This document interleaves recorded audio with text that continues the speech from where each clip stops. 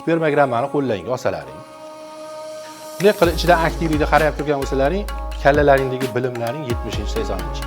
U kalladan yo voz kechinglar, yoki o'sha pulni olib bala-chaqa yegizdirib turganlar haqida o'ylanglar. 30% ni normada qabul qilishimiz kerak, lekin hali ham 30 ni qabul qilmayapmiz ko'pchilik. Ginekologlar ham bizdan o'rgangan. 25, 20, 15% dan homilador bo'lgani bor balalar. Yo'q emas. Sababi qolgan parametrlarni joyida bo'lishligi. 70-80% bo'lsa nima deb chiqarish kerak xulosa?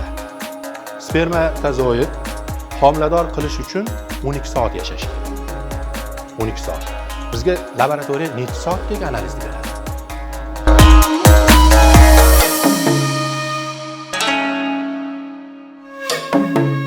Shu paydo bo'lgan paytda Yevropadagi gapda bu bizda emas. Eski ishlaganlar biladi. 80-yilda 70% aktivlik bo'lsindirdi. To'g'rimi? Eslaysizlar? O'shalar aytgan ekanki, erkaklarni bepushtli erkaklarga nima deb javob berishimiz kerak degan ekanda.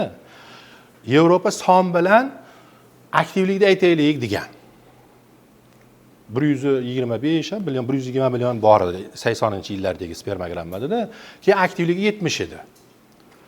O'shanaqa beraylik, bo'ldi, shu bilan tinchsin degan. Faqat sistir degan davlatga aktivlikdan boshqasi kirmaganda. Masalan, bizdan katta, bizdan oldingi avlod faqat aktivlikka qaraydi-da. O'zidan keyingi bizga o'xshagan shogirdlarga ham biz chetga chiqib o'qib qoldik-ku, aktivlikni o'rgatib qo'yganda. Hozir kelgan yoshlarda masalan, ko'rasizlar, aktivlik deydi. Bitta professor zo'r gap gapirdi. Agar deyapti, hammamizga tegishli. Spermogrammani qo'llaringga olsalaring, bunday qilib ichida aktivlikni qarab turgan bo'lsalaring, kallalaringdagi bilimlaring 70-80-yil. U kalladan yo voz kechinglar, yoki o'sha pulni olib bala-chaqa yegizdirib turganlar haqida o'ylanglar. 70-80-yilda bilimi bilan deyapti. Aktivlik haqida. Endi masalan mana 50, 60, 70 kelsa norma deb hisoblaysizlar, to'g'rimi? Hali ham masalan borda praktikada hozir tushuntirib berdim. O'zi yo'q. 30% ni norma deb qabul qilishimiz kerak, lekin hali ham 30 ni qabul qilmayapmiz ko'pchilik. Ginekologlar ham bizdan o'rganib olgan.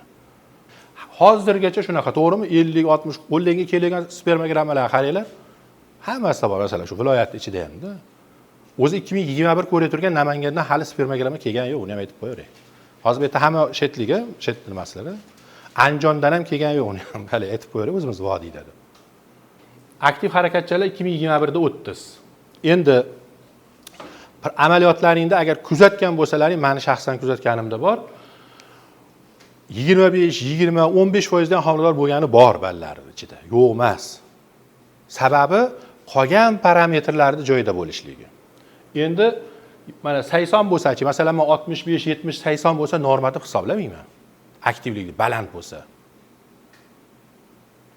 Hech e'tibor berganmisizlar shunaqa 60, 70, mana hozir oxirgi kunda kechadan oldin kelyapti, aktivligi baland.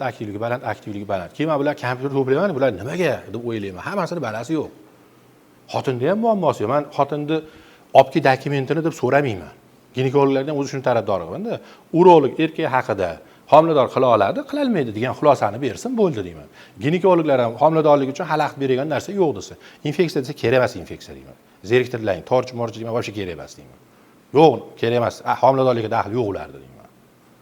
Yo'q-da, haqiqatda yo'q, ilmiy yo'q. 70-80% bo'lsa nima deb chiqarish kerak xulosa? Spermatozoid homilador qilish uchun 12 soat yashash kerak. 12 soat. Bizga laboratoriya necha soatdagi analizni beradi? 70 soat. 1 soatda. Yo'q, olish uchun emas, hali topshirish paytida. 30 minutdan boshlab maksimum 1 soatdagina. 1 soatda shunaqa yuqori darajada aktivlik bo'lsa, bu 5 soatdan keyin bu aktivlik pishadi. Aktivlik degan nima degani? Spermatozoidni dum qism, bilasizlar, motor qism hisoblanadi. Shu mitoxondriyasi tugaydi. Buni hayotdan misol beraman bemorlarga. Hammamiz deyman, maktabda stadionda cross topshirardik 10 kilometrda badirdim. Kimdir boshida piti qilib boradi, tez yugurib ketsa, stadion 5 krugdan keyin pishadi. To'g'rimi? Kimdir bir maromda yugursa, manziliga yetib boradi. Juda ko'p bemorlar bunaqangilar aytganman, mana qara deyman. Hozir 79 kelyapti. Mana shu yerda ham ko'p mana shu spermogramma ham. 60 necha? 63. ko'p dedim-ku, norma deb o'ylaymiz, lekin norma emas-da mana shu ham. 63 baland. Lecheniya qilamiz deymi? Garmoniyni to'g'irlaymiz, boshqa qilamiz deymi? To'g'irlaganimizda 40 ga tushadi deyman. O'ylaysizlar 80 dan 40 ga tushsa teskariga qarab ketdi o'ylaysizlarmi deyman? Yo'q. Stabillashdi deyman. Tartibsiz biji qilishmas. Haligi soni ko'p bo'lganda ham dedim-ku, soni ko'p bo'lganda ham mayda urug' bo'ladi-da. Aytdik-ku, bittani o'rniga 4 ta chiqaryapti. Mayda urug' bo'ladi. Haligi kiloga vesga solishtirsangiz ham 70 kilolik bilan 20 kilolikda harakati tez bo'ladi-da. Xuddi o'shanga o'xshagan soni ko'p bo'lsa, aktivlikni baland beradi. E'tibor bersalaring shunaqa qiladi.